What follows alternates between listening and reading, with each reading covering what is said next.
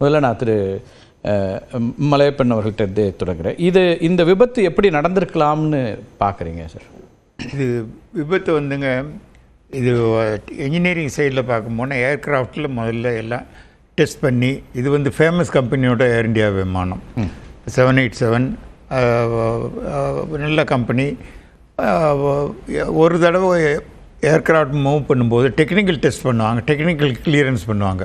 So எல்லா snacks test, இது வந்து சும்மா ஃபஸ்ட்டில் ஸ்டார்ட் பண்ணி போன ஏர்க்ராஃப்ட் கிடையாது, யூஸ் பண்ண ஏர்க்ராஃப்ட்டு வந்து திரும்ப போகும்போது ஆல் டெஸ்ட் கம்ப்ளீட் பண்ணி டேக் ஆஃப் பண்ணியிருக்கு. டேக் ஆஃப் பண்ணும்போது அங்கே வந்து ஏர்க்ராஃப்ட் போகும்போது லிட்டில் பிட் என்ஜினியரிங் இருக்கிறதுனால சொல்கிறேன்னா 2 ஸ்டேஜ் இருக்குது, 3 ஸ்டேஜ் இருக்குது. ஒன்று வந்து கிரவுண்டில் ரன்வேயில் ரன் பண்ணோம், அடுத்தது டேக் ஆஃப் த்ரஸ்ட், அதாவது கிரவுண்ட்லேருந்து மேலே போகிறது ஒரு ஆங்கிளில் போகும். அதுக்கு அடுத்தது ஸ்டெடியாக ஒரு ஹைட் அச்சீவ் பண்ண பிறகு நார்மல் ஃப்ளோட்டிங் மாதிரி ஃப்ளை பண்ணுறது. இது வந்து ரன்வேயில் போய் டேக் ஆஃப் பண்ணிருச்சு. டேக் ஆஃப் பண்ணும்போது த்ரஸ்ட்டு, அது ஹெவி த்ரஸ்ட்டு கொடுத்தா தான் மேலே போயிருச்சு. அதே போய் ஒரு 600+ ஃபீட் போகும்போது அது ட்ராப் ஆகுது. அதாவது 2 ரீசன் இருக்கலாம். ஒன்று வந்து அந்த த்ரஸ்ட்டை கண்டினியூ பண்ண முடியல. ஏன் கண்டினியூ பண்ண முடியலன்னா, ஒன்று வந்து என்ஜின் 2 என்ஜின் முன்னாடி இருக்குது, அதில் வந்து சம் பேட் ஹிட் ஆகி அஃபெக்ட் ஆகிருக்கலாம். அப்படி இல்லைனாலும் இம்மிடியட்டாக உள்ளே வந்து ஏதாவது பர்ஸ்ட்டுக்கு இது ஆகி அதனால் ஆகிருக்கலாம். அப்படி வரும்போது நீங்கள் இருந்துக்கலாம். பார்த்தீங்கன்னா ஏர்க்ராஃப்ட் போகும்போது வெட்டிகளாக போகுது, அப்படி போய்கிட்டே இருக்குது. அதே இது நோஸ் டைவிங் கிடையாது. நோஸ் டைவிங்னா வெரி மேஜர் ஆக்ஸ் வேறு மாதிரி. இப்படி போகும்போது மறுபடியும் போக முடியல, அப்படியே வந்து விழுகுது. So that means there is the thrust problem மெயினாக. அது எதனால் வந்தது? டேக் ஆஃபால் அதுக்கு வந்து த்ரஸ்ட் ரொம்ப முக்கியமாக. டேக் ஆஃப் ஆகி கிரவுண்டுக்கு மேலே ஒரு 600 ஃபீட் போயிடுச்சு, அது கண்டினியூ பண்ண முடியல. ஏன்னா இது ஃப்ளையிங் ஜோன் வந்து 37,000 ஃபீட்லேருந்து 42,000 ஃபீட்டில் 45,000 ஃபீட்டில் இருக்குது. கோயிங் கம்மிங் லெஃப்ட் ரைட் இந்த மாதிரி அந்த ஹைட்டை அச்சீவ் பண்ண முடியல. 600 ஃபீட் போனோடனே ட்ராப் ஆகுது. ட்ராப் ஆகிறது காரணம் நான் சொன்ன மாதிரி எதர் பேட் ஹிட்டு, இல்லாட்டி டெக்னிக்கல், அப்புறம் வந்து கிளைமேட்டிக். போயிங் 737 மாதிரியான ஒரு விமானம் கூட இந்த ஒரு பறவை தாக்கி இவ்வளவு பெரிய ஒரு விபத்தை சந்திக்க வாய்ப்பு இருக்கா? இது ஃபர்ஸ்ட் டைம், இது வந்து ரேர். அது வந்து வாட் டைம், எந்த ஸ்பீடு, எந்த part of the engine affect ஆகிருக்குது, அது இருக்கலாம். அதே சமயத்தில் அந்த ஹீட்னால் ஏதாவது சம் பொதுவாக ஒரு டேக் ஆஃப்க்கு முன்னாடி இப்போ என்ஜினுடைய தொழில்நுட்ப விஷயங்கள் எல்லாமே கவனித்து தானே எல்லா 100% பண்ணுறாங்க. 100% செக் ஆகிருக்கும். பட் அதாவது சொல்லுவாங்களே, you plan for 100 things but enemy takes 101 thing மாதிரி it is rare of rarest thing. அந்த மாதிரி நடந்திருக்கு. ஓகே, அதில் இந்த கடைசி நேர சிக்னல்ஸ் எல்லாம் கூட கொடுத்துருக்காங்க. அதாவது ஒரு மேடே சிக்னல். மேடே கால்னா என்னங்கன்னா, அதாவது ஏர்கிராஃப்ட் அண்ட் ஷிப்பில் தான் இது வந்து top man of the aircraft, that is the chief pilot. அவர் வந்து எதுவுமே முடியாது, இது வேர்டு போன பிறகு அவ்வளோதான், என்னை கான்டாக்ட் பண்ண முடியாது, பி கேர்ஃபுல்னு அலர்ட் பண்ணுறது. அது 121.5 MHz VHF சிக்னலில் போகும். ஸோ இவர் மேடேன்னு 3 தடவை சொல்லுவார். அதான் அதுக்கு பிறகு பேன் முடிஞ்சிருச்சு. அதே மாதிரி இவரும் கொடுத்துட்டாரு. ஸோ நியரஸ்ட் ATC வந்து அனலைஸ் பண்ணிட்டாங்க. பட் இந்த லக்கிலி அதை ஹோல் ஃபோட்டோகிராஃப் பண்ணியிருக்கேன், வீடியோ பண்ணியிருக்காங்க, போகிறதெல்லாம் தெரியுது. ஸோ உடனே போய் மெடிக்கல் காலேஜ் பில்டிங் மேலே விழுந்திருக்குது. விழுந்த உடனே வெரி மேஜர் பிளாஸ்ட்டு.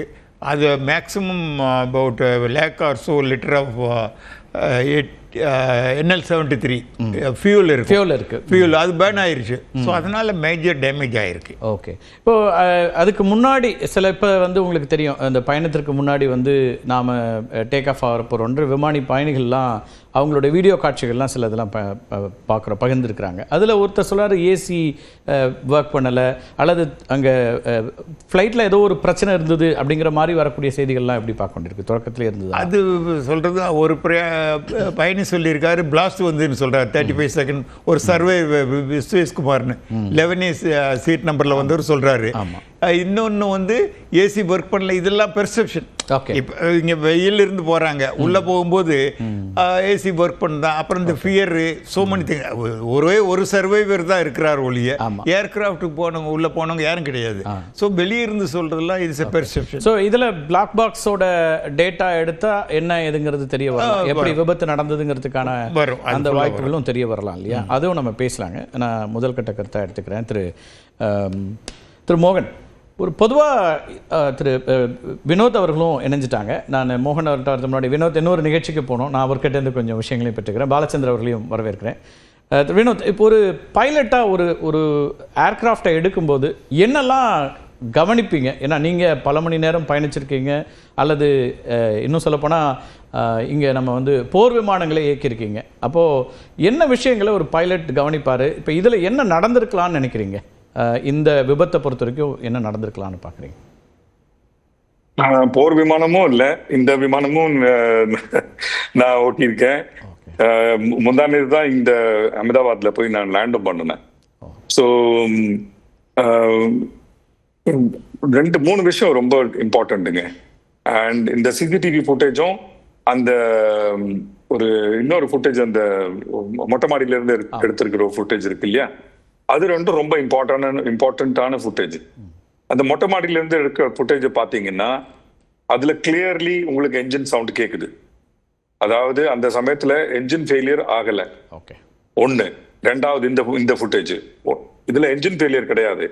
இதை வந்து நீங்க இந்த ஃபுட்டேஜ் மட்டும் நேயர்களுக்கு போட்டீங்கன்னா வால்யூம் அப் பண்ணி போடுங்க. அப்போ உங்களுக்கு தெரியும், you will hear the engine noise. So engine noise வந்து அப்படியே பர்ஃபெக்டா இருக்குது. அண்ட் இன்னைக்கு இல்லை, இந்த ஒரு 10 வருஷமா 20 வருஷமா இந்த டெக்னாலஜி இருக்குங்க. அந்த என்ஜின் நாய்ஸை வச்சு என்ஜினுடைய ஆர்பிஎம் புரிஞ்சுக்கும், என்ஜினுடைய த்ரஸ்டும் புரிஞ்சுக்கலாம் நம்மளுக்கு. ஸோ த்ரஸ்ட் லாஸ் அது ரீசன் கிடையாது இதுல. ஒண்ணு. ரெண்டாவது, ஒரு என்ஜின் ஆஃப் ஆனாலும் இன்னொரு என்ஜின்ல, ஒத்த என்ஜின்ல இந்த ஏரோப்ளேன், எல்லா ஏரோப்ளேனும் டிசைன்டு அந்த ஒரு என்ஜின்ல போகிறதுக்கான டிசைன் பண்ணிருக்காங்க. ஒரே என்ஜின் இஸ் எனஃப். டிஸ்டன்ஸை கேரி அவுட் பண்ண முடியும்ன்றீங்க ஒரு என்ஜின்ல? இல்ல emergency claim at full load. இது வந்து ஃபுல் லோட்ல போகுது இல்லையா? Full load one engine is enough. ஒரு என்ஜின் எனஃப். டேக் ஆஃப் பண்ணி எமர்ஜென்சி லேண்ட் பண்றதுக்கு ஒரு என்ஜின் எனஃப். அப்போ ஒரு ரெண்டாவது என்ஜின் ரெடண்டன்சிக்கு கொடுத்திருக்கிறது. ஒன்னாவது. ரெண்டாவது, ஈவன் அசியூம் பண்ணுங்க ஒரு என்ஜின் இல்ல, ஒரே ஒரு என்ஜின் மட்டும் இருந்தது, அதுலயும் இந்த ஏரோப்ளேன் இந்த மாதிரி கீழே போறதுக்கு வாய்ப்பு இல்ல.